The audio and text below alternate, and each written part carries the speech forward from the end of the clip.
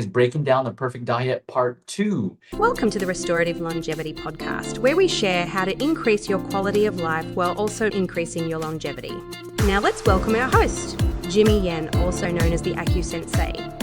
Jimmy is a licensed acupuncturist, herbalist, nutritionist, and restorative longevity expert dedicated to guiding you on your journey to vibrant health and lasting wellness.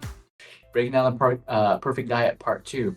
And I apologize if you see some black stuff on my teeth. I am doing my breakfast shake, vegan protein, actually bone marrow shake. And I put some chia seeds. And if those of y'all who have watched the previous podcast, I talked about chia seeds. Chia seeds are a very good source, a plant-based source for your omega-3s. What are the omega-3s? Omega-3s help decrease inflammation. They're anti-inflammatory, so super good for your nervous system, super good for your body. I have been doing these chia seeds every single day. So I just add them in my shake. And so that's why it's stuck in my teeth right now, but it's okay.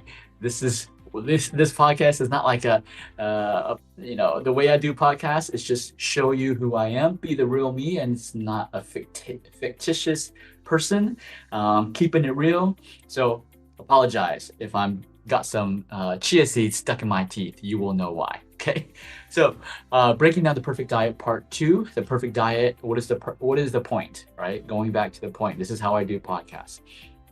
Let's get to the meat right now. The perfect diet is a Mediterranean diet. That's what we started talking about in part 1. Part 2, I'm going to break it down some more. Why the Mediterranean diet? Why is it the perfect diet? Why is it not the Atkins diet? Why is it not the a paleo diet? Why is it not the keto diet that everybody's going crazy over because you lose weight? Why is it not the carnivore diet, right? Which is pretty much the same as the Atkins diet or a modified version of the paleo diet, right? They're all modifications of some type of diet. So whatever you want to call it, that's what it is. And I want to focus on the Mediterranean diet, okay? Mediterranean diet, even if you are a believer like I am, I will be going to church after this. Jesus was roaming in the Mediterranean. The Mediterranean diet was the perfect diet, okay? So let's continue on part 2 of why breaking down the perfect diet, which is the Mediterranean diet. I'll give you some stats, but I want to give you some information about what makes the Mediterranean diet so perfect, okay? So there's lots of research that's been done on the Mediterranean diet, and they found that people who closely follow the Mediterranean diet are less likely to develop diabetes, obesity, cardiovascular disease, and Alzheimer's or cognitive disorders, or becoming stupid, losing your brain, losing your mind. If you follow a Mediterranean diet strictly, it reduces your risk. Okay.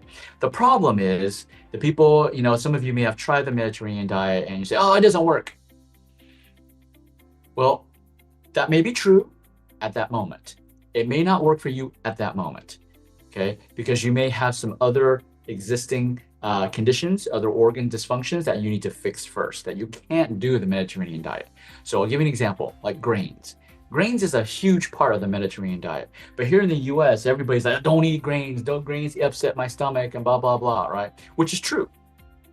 The grains produced here in the US are not like the grains produced in Europe, in the Mediterranean, and even in Asia, okay? So that is why the pure Mediterranean diet sometimes in the beginning may not be good for Americans, right? Just because you can't, unless you get the source, unless you get the right grains from Europe. If you get grains from the US and it's not organic, you're not getting grains, you're getting genetically modified food, okay? So that's a big reason why the Mediterranean diet may not work for you right now. But after you fix your organ functions, then you want to transition back to the Mediterranean diet if, and only if, you want to live a life of restorative longevity. So restorative longevity is different from longevity. Longevity, this is also in the natural health space, in the integrative medicine health space. Everybody's talking about longevity, but they're using stem cells, they're using peptides, they're using all these stuff that people back 3,000 years ago didn't use. And they didn't need to use it. Okay, so that's a whole nother topic about that.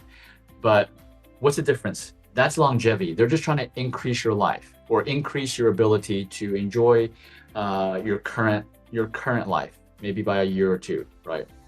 But they're not worried about later on. Okay, so restorative longevity is not just about living longer. It's not just about living to 100 years old. It's about your quality of life increases, not decreases, increases as you get older. That's unheard of. No one's talking about this. Everybody's talking about, oh, when you get older, naturally your quality of life decreases. That's why you got to pump yourself with stem cell peptides. You got to inject yourself with everything. You got to take pills. There's a guy that takes he spends like $2 million to take care of his health every single year, which is unnecessary, right? And he pops 100 pills a day. It was crazy. Okay, there's a simpler way. I don't know if he's healthy or not. I'm not saying what he's doing is wrong. I'm just saying there's a simpler way. And that's what this is what this restorative longevity podcast is about. We're giving you the simple way how people, not just how people were doing it thousands of years ago in the Bible, but people doing it today. Let's go into more details, okay? So I just want to give you the overview of what's the restorative longevity. So the Mediterranean diet pyramid, right? Base, I talked about this last time, just gonna review it really quickly. The base, the food pyramid, right? The bottom is what you eat most of, and then as you go up, you eat less of, right? So the standard American diet, the SAD diet, is terrible. It kills everybody, okay? I don't know why the government's not changing it. But the Mediterranean food pyramid at the very bottom, guess what it is? Okay, vegetables, fruits, beans, nuts. Okay, that's at the very bottom. That's the Mediterranean diet. Next up, you got whole grains. What? Whole grains? I just talked about that. You got whole grains and a little of animal protein, right? That's next up. You got whole grains, and then that's like wheat, oat, spelt, barley, and then up above that is a small percentage of meat and dairy. Okay, above that, herbs and spices, and the very tip of it, sweets in small proportions.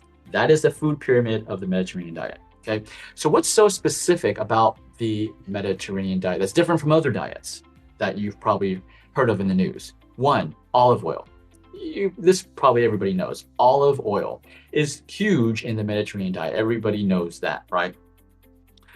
They have shown that regular consumption of olive oil is a prime reason of all the health effects of the Mediterranean diet, right? Now, here's what people don't know. Olive oil here in the US, it tastes so good, right? It tastes so good. Well, extra virgin, true olive oil, it don't taste good. It is bitter and it's pungent. So we can't even get, I have not found true olive oil or extra virgin olive oil. Now, you go to Costco, you go to Sam's, and it says the extra virgin olive oil. It ain't the same as what you get in Europe because it tastes good, because real olives has a distinctive bitter and pungent taste. The olive oil that I buy that says organic extra virgin from Costco, it tastes good when I just drink it, right? It tastes good. So I know it's not the real thing, okay? So I'm still on the lookout for where to get this true olive oil, okay? That's the thing about the food industry here in the US. Everything is so distorted, okay? Don't get me on that. I'm gonna go down a rabbit hole, okay? Next, about olive oil. It contains healthy monosaturated fat blend, and it scrubs your arteries. It also has vitamin E, which is an antioxidant. So olive oil, the original olive oil from Europe, Mediterranean, it scrubs your arteries. So you got plaque, get some olive oil. Doctors be telling you, oh man, it's cholesterol that's causing, these plaque. No. And yes, when you have those plaques, right? When you have those plaques in your arteries, yes, is there cholesterol in those plaques? Yes. But was it those cholesterol that caused the plaque to build up? No. It was inflammation, chronic inflammation. That's why I'm doing chia seeds. Chia seeds are omega-3s that decrease inflammation. I'm doing chia seeds every single day. It also helps me, makes me smarter. okay? So when you drink olive oil, it actually helps scrub those plaques in your arteries, right?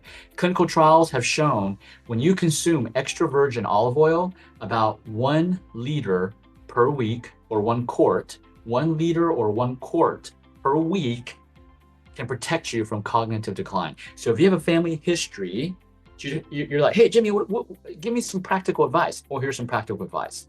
If you have a family history of dementia, any problems, not just Alzheimer's, dementia, not just losing your memory, losing your brain, going crazy, right? Bipolar, schizophrenia, any of those, start consuming olive oil at least 1 liter or 1 quart per week. Scrub out those capillaries, okay? Next thing about the Mediterranean diet, and for those of you who are love drinking alcohol, you're gonna love this: red wine. That's another staple of the Mediterranean diet, okay? It is an excellent source of anti-aging antioxidants. No, Jimmy is not telling you to go get drunk on red wine. I know some of y'all be, oh, right? No. Now, this is what they've done in the Mediterranean in the old days. They would give sips of red wine to children, so it gets them used to that taste, right? So what should we do as adults? For men, up to 2 small, tiny glasses, not these big glasses, not like the Texas size. Like everything in your Texas is huge, right? Not like these big glasses of wine, small glasses. I would say shot glass, right? 2 small glasses of wine per day, okay, for men, and 1 glass for women per day.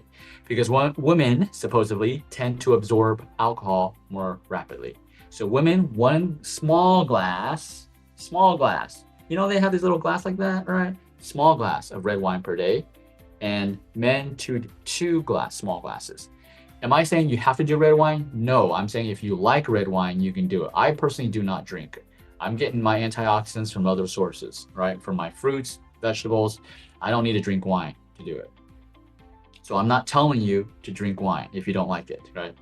Now, here's another thing that's different. In the Mediterranean diet, they have found that drinking red wine on an empty stomach kills your body. Okay, it's detrimental. It doesn't necessarily kill you, but I just want to give you the emphasis. It is detrimental to your body. So if you're going to drink wine, always drink it with a meal, with some food. Do not drink it on an empty stomach. Okay. Next thing is, besides these foods, specific foods that are different in the Mediterranean diet, what else makes the Mediterranean diet such a perfect diet, right? Well, here's one thing that's part of the Mediterranean diet. It's the social component. So the Mediterranean diet is not necessarily a diet, it's a lifestyle. That's the key. It's a lifestyle. It's not just about what you eat. You know, these days everybody's so focused on, what should I eat? Jimmy, what should I eat? What should I just eat chia seeds? Is that gonna fix everything? No. If I eat all the right foods, is it gonna fix everything? No. The Mediterranean diet is more of a Mediterranean lifestyle. And I would say it's more of a restorative longevity lifestyle. There is no perfect diet, because you can have the perfect diet with an improper lifestyle and you'll still be sick.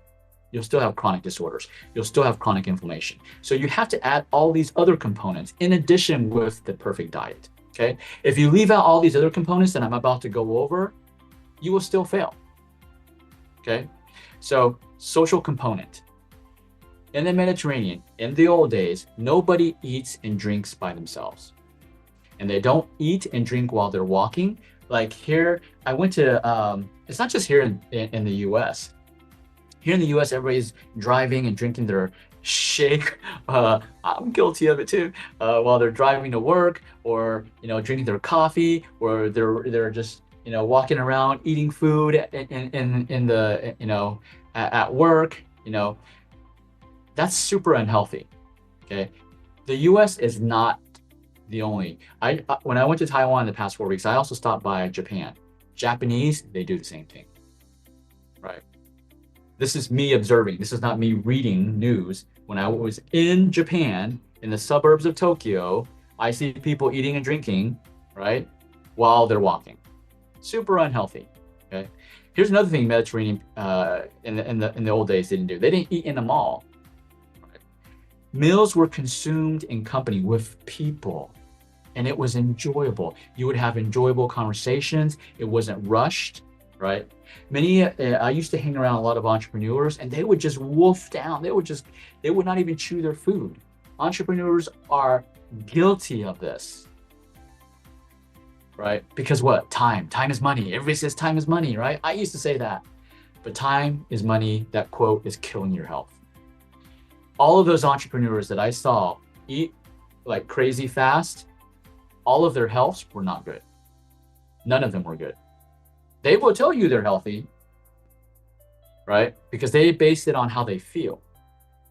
I base it on organ function. When I feel their pulse, I know they're not healthy. Okay, so don't eat on the run. Don't eat and walk, and have a conversation. Eat with your family. You know, in the U.S., this used to be the culture. Like we have gone so far off here in the U.S. In the U.S., it used to be a family culture. We had, everybody would go home, have dinner, and have conversation. That was the family culture. Now, everybody's on social media. Everybody is like, oh, you can't tell me what to do. Like kids are telling parents, oh, this is my right. I'm entitled to this. I'm entitled to eat by myself. I'm entitled to not eat with you. Like the culture has gone to shit. Apologize for my language. We need to get back to the culture of sitting down, having conversations with our family or friends. If you're at work, sitting down, having good conversations, chewing your food. That's a huge component of the Mediterranean lifestyle, okay? Another one, daily physical activity. This is second nature in the Mediterranean culture. People in the Mediterranean culture, I'm not talking about now, okay, because of money, everybody wants to make so much money that we erase all of this culture, right? And people have said that the Europe culture is a little slower pace, and it's a great thing. I used to think it was a terrible thing. It's actually a great thing. Slower is not necessarily you're walking slower, talking slower. It just means you're spending time to actually work and develop the most important things in our life, relationships, instead of focus on just making money, right? So daily physical activity. And I had noticed this when I was in Taiwan 4 weeks ago, for the past 4 weeks. I did not even try to exercise. I mean, I did a couple of times, but majority of the time, I didn't have to try to exercise, and I would walk 9,000 to 10,000 steps every day without even thinking about it. It's because of the way the country is set up with public transportation. Here in Texas, I came back, I'm in Austin, public transportation sucks. You have to drive everywhere, and I'm sitting everywhere. I'm sitting to do this, right? Now, I went from averaging 9 to 10,000 steps per day. Now, I'm barely getting 2,000 steps, right? So it's because it's just not built into our culture. Now, on the East Coast and the West Coast of the US, where the public transportation is better, maybe it's better, okay? Maybe it's a little better than in the Central, but it's still not as good as Asia or probably Europe, right? In the Mediterranean culture, the average person does not go to a gym to work out because their daily activity works them out. They skip escalators. Like when I was in Taiwan, there's escalators, right? But many times everybody is getting in line to get up the escalator. My wife and I, we would choose to walk up the stairs. Walk up and walk down the stairs. Just get that extra exercise, right? So walking up and down the stairs, that already gives me resistance training too. It's a cardio training, but it's also a resistance training at the same time, just walking upstairs, right? So these are the things. Leisure activity, right? What other activity? It's just part of the daily life of the Mediterranean lifestyle. Housework, walking, gardening, riding a bike, taking the stairs. That's just ingrained into the culture, which is great. But that's not happening here in the US, okay? That's why people here in the US, especially here in Austin, they're eating the perfect diet, but they're still sick. We see patients in our clinic every day. They're like, man, I watch my diet like a hawk. I don't eat this. I don't eat anything processed. I don't eat anything terrible, but I am still sick. I still feel crappy. Right. And so it's because they don't have all these components of a restorative longevity lifestyle. Now they may even go to Orange Theory. I go to Orange Theory 5 days a week and I burn it out 2 hours a day. If you just paid attention to what I just said, the daily physical activity of a Mediterranean lifestyle is not going to a gym and busting it out for 2 hours. I have told patients that when you go and do those hardcore HIIT trainings, high intensity interval trainings, and you think that you're helping your body, you're not. Those HIIT trainings, you're doing it for an hour and a half to 2 hours, are destroying your body. They're not helping your body. You feel temporarily good, but then later your energy drops. You feel terrible again, okay? So here's a summary of the Mediterranean diet, why it's so good, okay? It's not a diet, it's a lifestyle. It's about vibrant, fresh, genuine foods combined with regular exercise, a rich social life, and a positive outlook on your whole life. That increases your lifespan and it increases your quality of life, okay? These days, everybody is so pissed off, right? I've had to delete a lot of, like, on my social media, my personal social media account, my friends that I've had to unfriend probably 1,000 people because they're so negative. I don't need that on my social media feed. So I would recommend you do the same thing. Everybody's arguing about politics. It doesn't matter which side you're on, okay? You don't have control over that, first of all, right?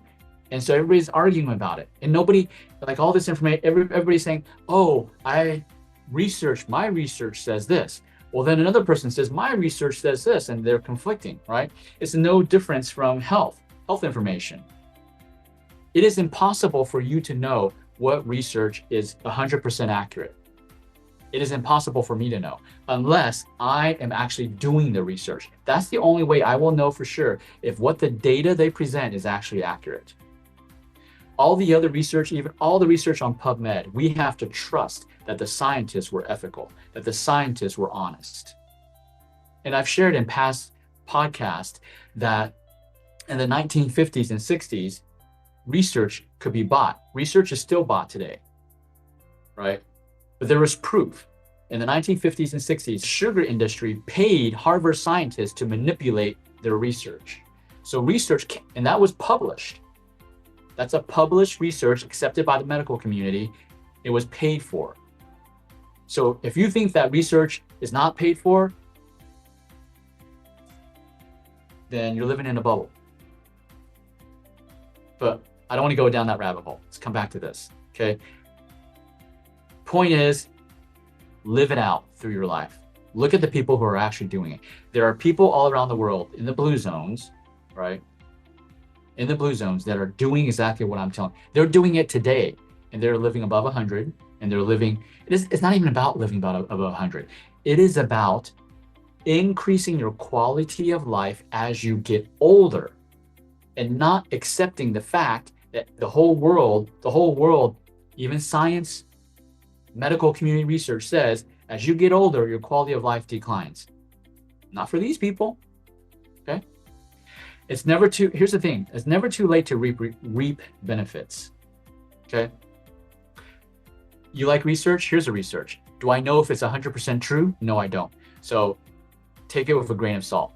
They did a research where they took an MRI scan of 50 people from the ages 25 to 70 and above. And this is what they found. They found, regardless of age, those who followed the Mediterranean diet had overall healthier brains than those who followed a typical Western diet. A typical Western diet is the carnivore diet that's so popular right now. Lots of red meat, okay? And there's other diets too. Processed meat, sugary beverages, sweet and low in plant-based foods and fish, right?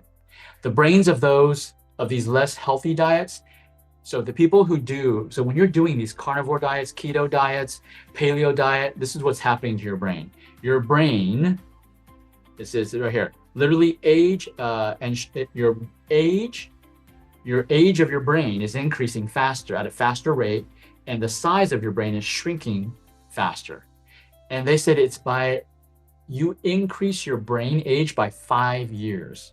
So let's say you're 40 years old, and if you eat these carnivore diets, keto diets, it makes your brain age faster. So you are 40 years old physically, but your brain's 45 years old. Okay, and your brain's shrinking, and the activity in your brain is reducing. Okay, even though none of these participants who did these other diets demonstrated an outward sign of cognitive impairment. So that means you're on these keto diets, you're on these carnivore diets, paleo diets, whatever diets, and you're like, oh man, I feel great. My memory's good. Okay, this is what they're talking about. Those people who say, oh man, I feel good, my brain, I feel clear, blah, blah, blah, right? Those people were carrying more amyloid plaques than was normal for their age. So they actually had more plaques in their brain. They just didn't feel it yet, okay? So increasing the risk of developing Alzheimer's in the future. So again, this goes back to how you feel does not determine if you are healthy. But on the flip side, if you don't feel good, that is a clear indication you are not healthy. However, if you feel great, you feel perfect, it does not mean you are healthy. Okay? Because they did an MRI of people whose brain, and these people felt great. I feel healthy. But they had more plaques in their brain. So that's why suddenly one day they wake up and they start losing their mind. They're like, whoa, Alzheimer's came out of nowhere. No, it didn't. Alzheimer's was forming while they were feeling good, right? So again, this is a huge emphasis. I want to point this out. How you feel does not determine if you are healthy, okay? Here's another thing they found out. It's never too late to reap the rewards. So let's say you're 70 years old and you're like, crap, man, Jimmy, I've been spending my 70 years I've been doing all these fad diets, keto diet, carnivore diet, paleo diet, Atkins diet. I've been doing all these, South Beach diet. Man, is there any hope for me? Yes. They found out that if even later on, when you switch to the Mediterranean lifestyle, I'm not talking about not just diet, you switch to the Mediterranean lifestyle, they still show, it says, during the Middle Age, though not necessarily prior to that, we're much more likely to live past the age of 70 without chronic illness or mental deficiencies. You still got a chance, okay? And now, people are like, oh man, the Mediterranean diet's too hard. They even came out with a new diet. It's called the MIND diet, M-I-N-D, MIND diet. It's a Mediterranean intervention for neurodegenerative delay diet. MIND, M-I-N-D, Mediterranean intervention neurodegenerative delay diet. Okay. What's the difference of this one? It's 3 servings of whole grains. What? Grains? Again? I'm telling you. Grains, 3 servings of whole grains, salad, 1 additional vegetable every single day. If you want wine, a glass of wine. Legumes are eaten every other day. Poultry, so chicken, right? Berries included twice a week. Fish is consumed once a week. Avoid fried fast food. Avoid high-fat dairy and meat. That is a Mediterranean intervention neurodegenerative delay diet. So this is the diet. So it's almost vegetarian, but it's saying fish, you can do chicken twice a week, fish once a week, right? So when people who did this diet, this is what the research showed. That this diet lowered the risk of Alzheimer's by as much as 53% for those who adhered to the diet rigorously. So if you really followed it rigorously, you would have a decrease. They saw a decrease of 53%. But even the people who were just kind of like middle on the road compliance, they still showed a 35% risk reduction in Alzheimer's. So still pretty good, right? So that is the beauty of the Mediterranean diet. Whether you want to believe it or not, I'm not here to convince you. My job here is to share with you what I personally do in my life, what my parents, if you follow me on social media, my personal, you saw me with my dad, who turned 84, right? He is a great example, right?